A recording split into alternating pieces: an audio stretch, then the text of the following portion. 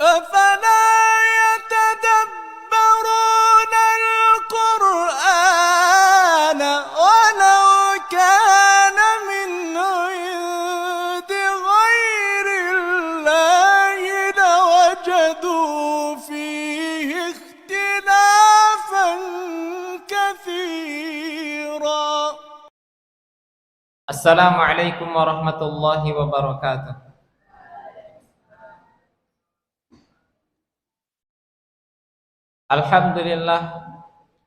Alhamdulillahi ala ihsanih wa syukru lahu ala taufiqihi wa amtinanih. Ashhadu an la ilaha illallah ta'ziman li sya'nih wa ashhadu anna Muhammadan abduhu wa rasuluh ad-da'i ila ridwanih. Amma ba'd, fa inna asdaqal hadisi kitabullah wa khairal hadi hudan Nabi Muhammad sallallahu alaihi wasallam, wa syarral umuri muhdatsatuha wa kullu muhdatsatin bid'ah wa kullu bid'atin dhalalah wa kullu dhalalatin finnar. Qala Allah ta'ala fil Qur'anil Karim, a'udzu billahi minasy syaithanir rajim. Ya ayyuhalladzina amanu taqullaha haqqa tuqatih wa la tamutunna illa wa antum muslimun.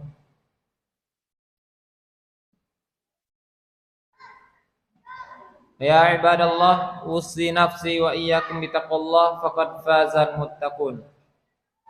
Segala puji bagi Allah Subhanahu wa taala yang telah menghadirkan nikmat kepada kita pada malam hari ini.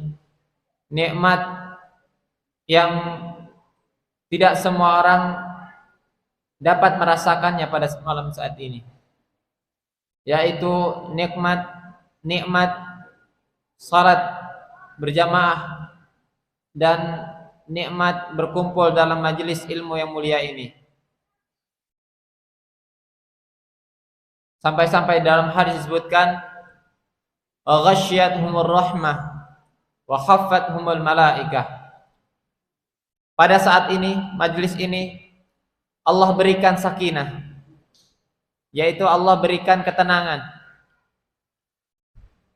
Maka nikmat mana yang lebih besar daripada nikmat ketenangan? Banyak orang yang mengejar harta dunia siang malam, lembur sana sini, mengumpulkan harta untuk apa? Hanya untuk mencari ketenangan hidup. Tentunya pada malam saat ini kita bermajelis, Allah hadirkan ketenangan yang Allah sebutkan sebagai as-sakinah. Wa khaffathumul malaikah. Allah naungi majelis ini dengan para malaikatnya. Allah jaga majelis ini. Maka setiap detiknya wajib kita bersyukur untuk apa yang kita dapat pada saat ini. Salawat beriringkan salam tetap tercurahkan kepada Nabi Muhammad sallallahu alaihi wasallam, Nabi akhir zaman, khatamul anbiya, Nabi yang membawa risalah yang sempurna, yang membawa ilmu pengetahuan yang sempurna, membawa umat dari zaman jahiliyah yang tidak tahu mana ibadah yang suci bagi Allah, mana ibadah yang tidak terdapat kesyirikan. Tak lupa kami berwasiat kepada diri kami dan kepada jamaah sekalian untuk selalu mari sama-sama meningkatkan ketakwaan kita. Karena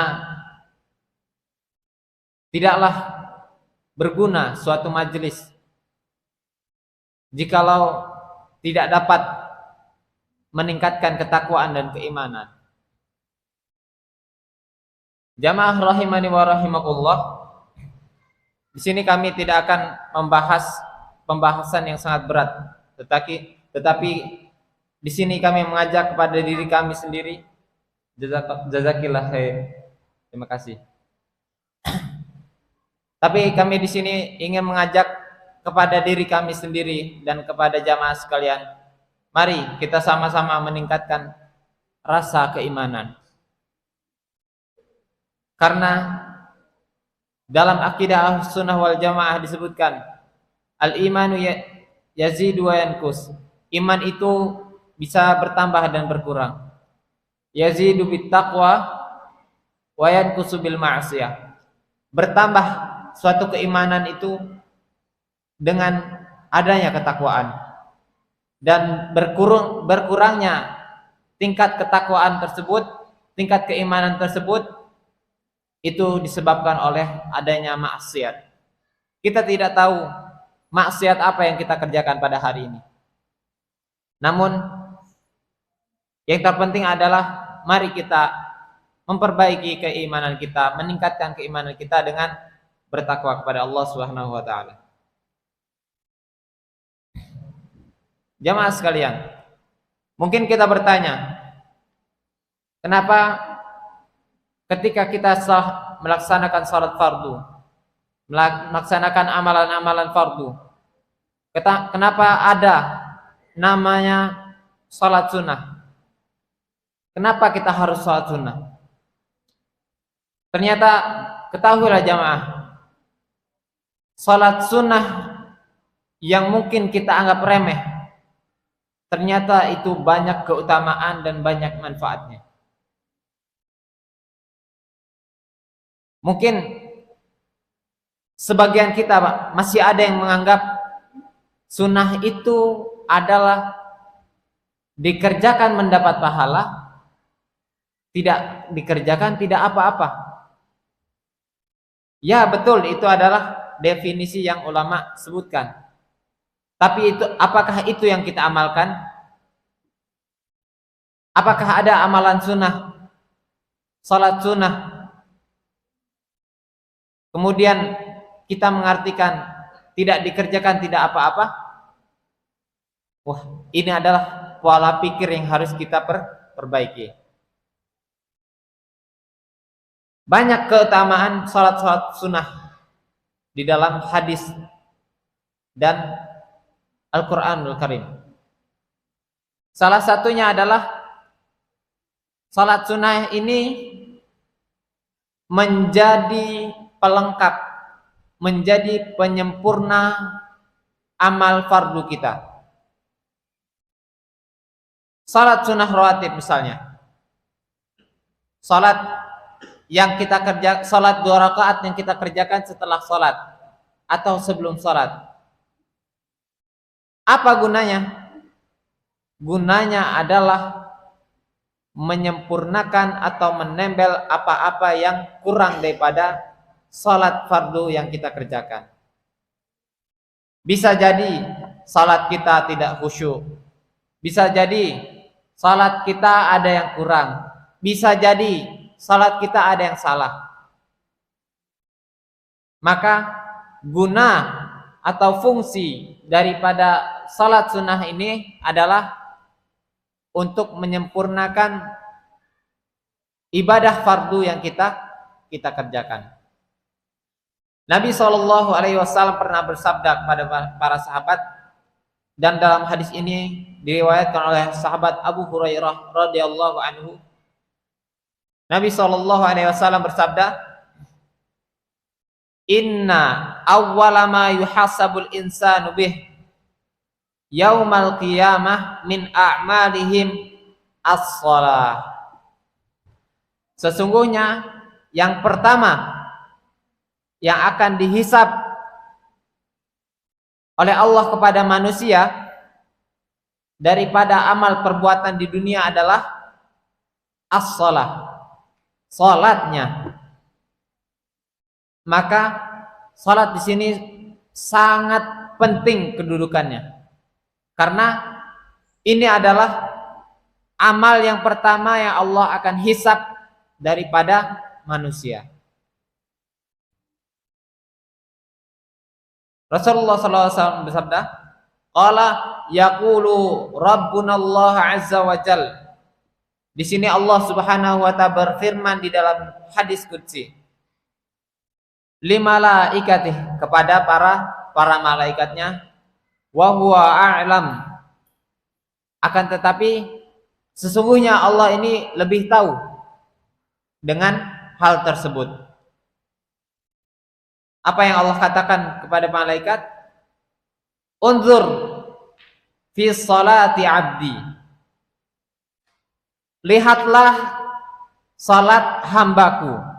Kata Allah Subhanahu wa taala kepada malaikat. Lihatlah salat hambaku. Atammaha au naqassaha. Apakah salat tersebut sempurna atau kurang atau tidak sempurna? Fa in kanat tamah kutibat lahu tamah. Apabila salatnya tersebut sempurna, maka catatlah salat tersebut dengan sempurna. Wa in kana in qassa minha syai'an, walaupun ada yang kurang daripada salatnya tersebut. Qal Allah Subhanahu wa taala berfirman lagi kepada para malaikat, unzur hal li'abdi min tatawwu'. Kemudian Allah Subhanahu wa taala berfirman, kemudian lihatlah kepada hambaku apakah ia mengerjakan amalan sunnah, salat sunnah. Fa in kana lahu tatawwu', maka jikalau ia mengerjakan yang sunnah, salat sunnah, qala atimmu li abdi fariidatah min tatawwu'ihi, maka sempurnakanlah bagi hambaku ini apa yang ia kerjakan daripada salat fardu. Jadi fungsi atau guna daripada salat sunnah yang kita kerjakan itu adalah untuk menyempurnakan salat fardu kita yang kurang sempurna. Maka salah satu hikmah kenapa kita diperintahkan membaca astagfirullah, astagfirullah, astagfirullah setelah salat. Kenapa Allah memerintahkan kita beristighfar setelah beramal soleh? Bukannya istighfar ini setelah kita berbuat dosa? Kenapa Allah perintahkan kita beristighfar? Hikmahnya adalah kita tidak tahu salat yang kita kerjakan pada hari ini, kita kerjakan pada maghrib ini, apakah sempurna atau tidak. Maka kita diperintahkan oleh Allah untuk membaca astagfirullah, astagfirullah, astagfirullah. Maka itu adalah salah satu keutamaan kenapa kita dianjurkan untuk salat sunnah. Mungkin di antara kita masih berat melaksanakan 2 rakaat yang ringan tersebut. Sesungguhnya bukan 2 rakaat itu yang berat, tetapi jiwa kita yang masih enggan, godaan syaitan yang masih menghantui kita. Maka tidak apa, anak-anakku, ya, mungkin kita berat melaksanakan pertama, tetapi paksalah, ya. Kunci daripada mengerjakan yang sunnah adalah paksalah. Karena berawal daripada memaksa diri, kemudian menjadi kebiasaan, maka itu akan menjadi amalan yang terus menerus. Maka setiap kali kita ingin sholat sunnah, maka itu adalah akan menjadi ringan. Yaitu adalah nasihat bagi diri saya dan kepada para jamaah dan santri-santri sekalian. Kemudian apa keutamaan salat sunnah selanjutnya? Yakni dihapuskan dosa dan ditinggikan derajat kita. Bagaimana kalau amal kita telah sempurna? Apakah kita tidak perlu mengerjakan salat sunnah lagi? Tentu tidak. Salah satu gunanya adalah untuk meninggikan derajat kita lagi, menaikkan derajat kita. Nabi Shallallahu Alaihi Wasallam pernah bersabda,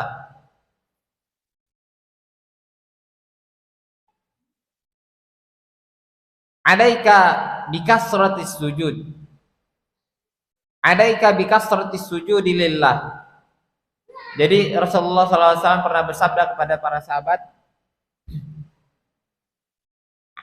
alaika di sini artinya bukan atas kamu, tapi di sini artinya adalah harus bagimu, ya, bikasratis sujudi lillah, untuk memperbanyak sujud kepada Allah. Fa innaka la tasjudu lillah sajdatan, maka sesungguhnya jikalau engkau tidak sujud sekali, illa rafa'akallahu biha, kalau kamu mengerjakan sujud sekali saja, maka Allah akan meninggikan kepada kamu 1 derajat.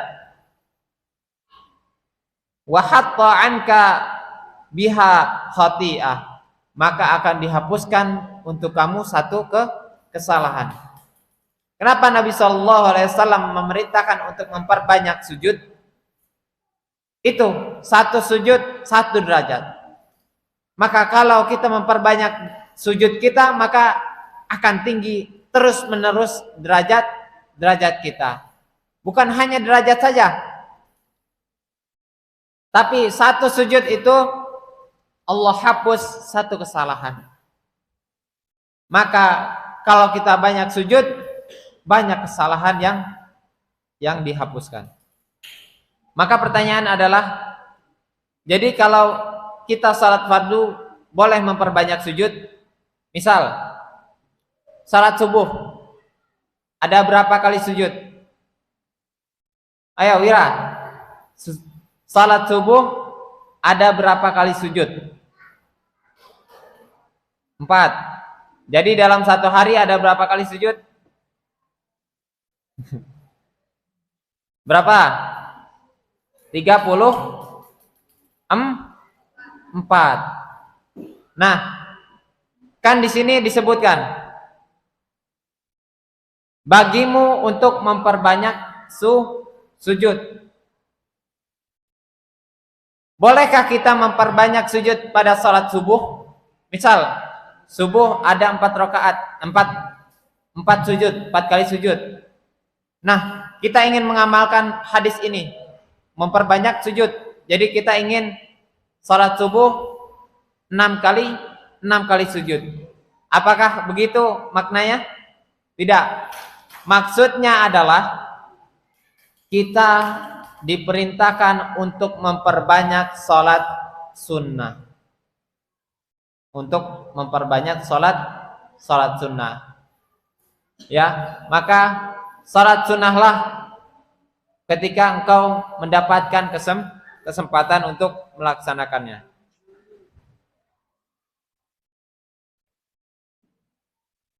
Kemudian adalah keutamaan salat sunnah adalah kita akan mendapatkan kedekatan bersama Rasulullah SAW pada hari kiamat. Pada yaumul akhir di surga nanti. Jadi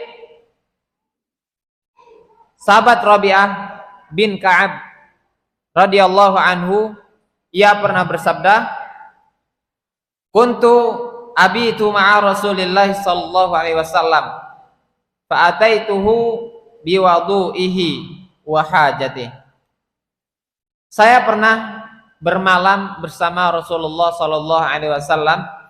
Jadi beliau sahabat Rabi'ah ini pernah bermalam di Masjid Nabawi.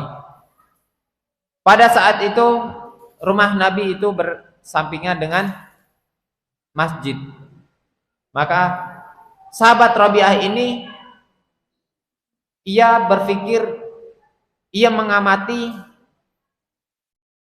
dan ia ingin sholat malam bersama Nabi. Jadi ia amati kapan Nabi SAW bangun dan kapan Nabi SAW sholat malam.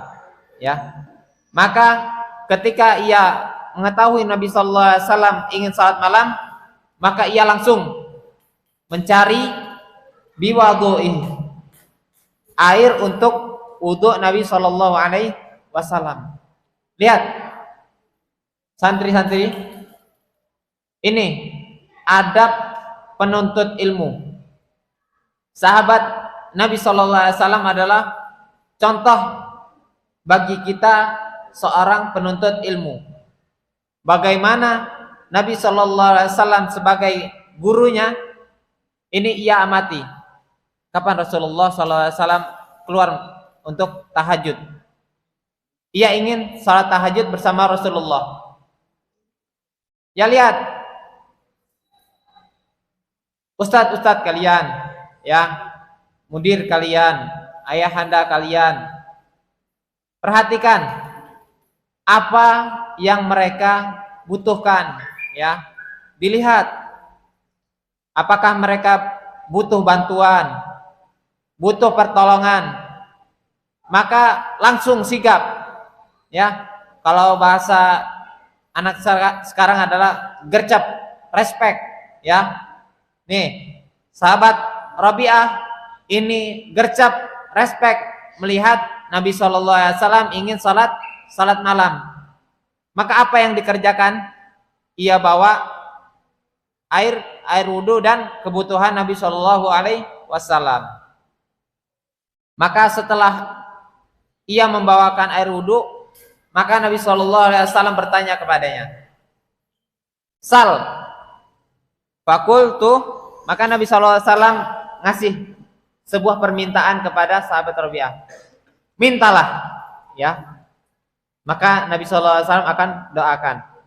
Maka sahabat Rabi'ah ini bukan meminta, Nabi minta motor baru, Nabi minta tanah yang luas, Nabi minta kebun sawit banyak buahnya. Tidak.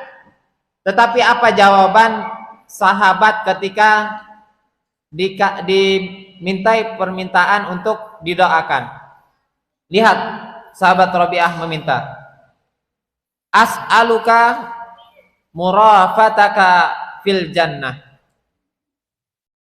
Wahai Nabi, aku ingin kedudukan yang dekat denganmu di surga.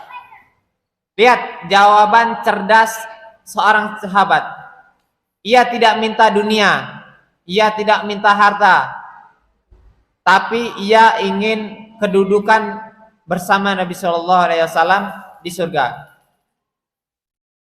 Jamaah, ketahuilah, tentunya surga yang ditempati oleh Nabi SAW adalah surga yang tinggi. Maka sahabat ini minta surga yang tinggi bersama Nabi SAW. Maka kalau sudah minta ke surga dan Nabi SAW doakan ia masuk surga dan satu tempat bersamanya, maka ini akan menjadi suatu yang kenyataan. Maka di sini Nabi SAW memberi kesempatan lagi untuk minta apa? Qala Nabi SAW, "Au ghaira dzalik." Coba minta yang lain, ya. Maka tetap kekeh, ya. Sahabat ini meminta, "Qultu huwa dzak." Itu saja Rasulullah. Saya minta cuman masuk surga bersamamu. Inilah yang harus kita contoh ketika kita berdoa kepada Allah Subhanahu wa taala di setiap salat kita, di setiap sudah salat kita, mintalah akhirat dahulu. Mintalah akhirat setinggi-tingginya. Baru mintalah kebutuhan dunia.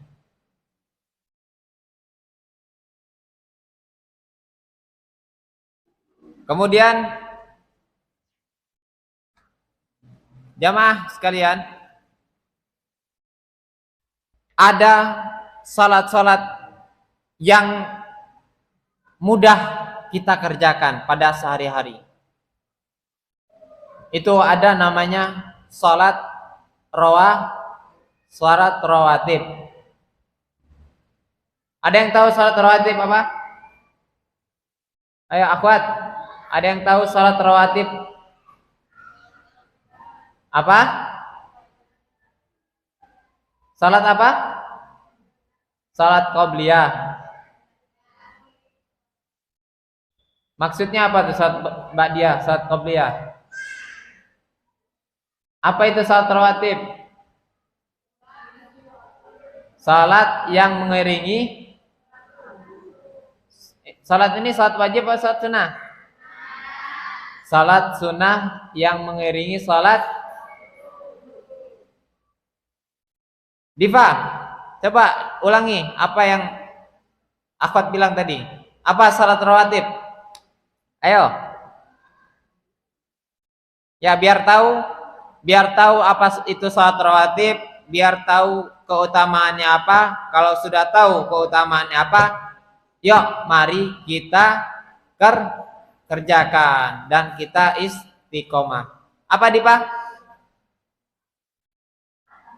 Ayo, ikhwan, apa salat rawatib?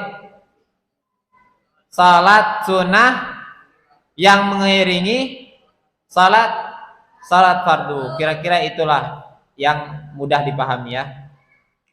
Nah, salat rawatib ini ada dua macam. Ada apa? Ada qobliyah dan ada ba'diyah. Qobliyah ini apa? Kapan dikerjakan? Sebelum salat fardu. Ba'diyah? Coba lihat, subuh kapan?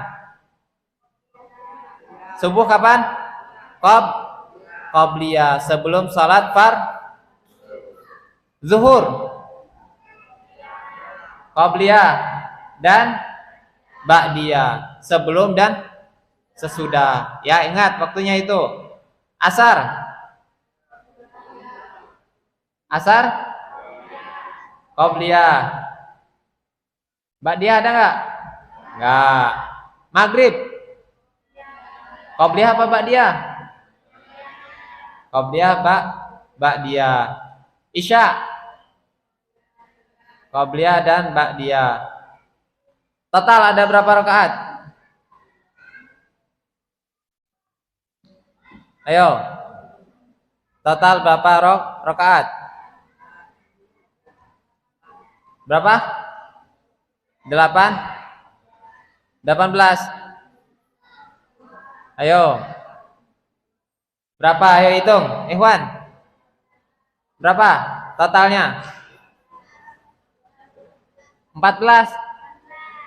16. Ada yang jawab 18. Ayo, mana yang benar nih? 16. Ya, yang benar.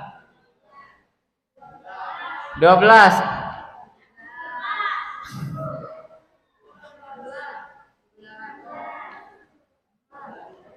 Baik, ada perbedaan pendapat apakah ada yang dua-duanya ba'diyah dan qobliyah atau ada yang hanya ba'diyah. Baik, nih ketahuin apa keutamaan salat rawatib. Salat rawatib ini banyak keutamaannya. Yang pertama adalah dijauhkan dari api neraka. Nih, diriwayatkan dari Imam At-Tirmizi dan Imam Ahmad bin Hanbal. disebutkan bahwasannya mengerjakan salat rawatib qabliyah atau ba'diyah salat zuhur, maka dia akan dihindarkan dari api neraka. Begini lafaz hadisnya, man hafadha ala arba' rakaat qabla zuhri wa arba' ba'daha harramallahu 'alan nar. Barang siapa yang menjaga salat rawatib qabliyah dan ba'diyah pada salat zuhur, maka Allah akan jauhkan ia dari api neraka. Itu satu, dijauhkan apa yang pertama? Dijauhkan dari api neraka.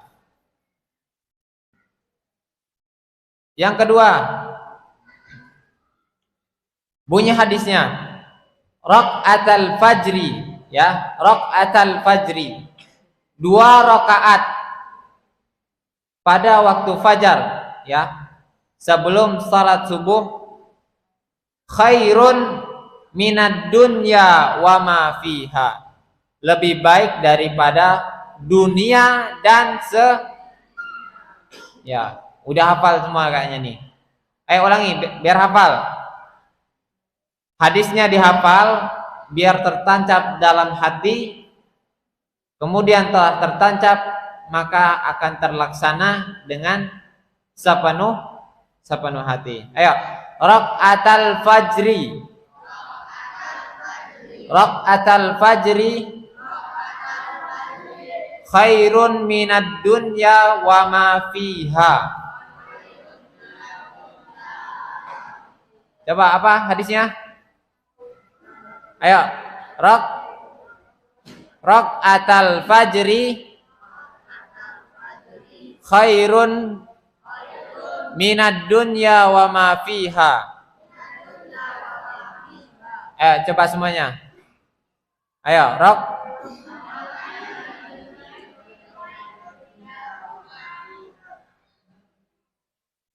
Oke, bukan hanya itu.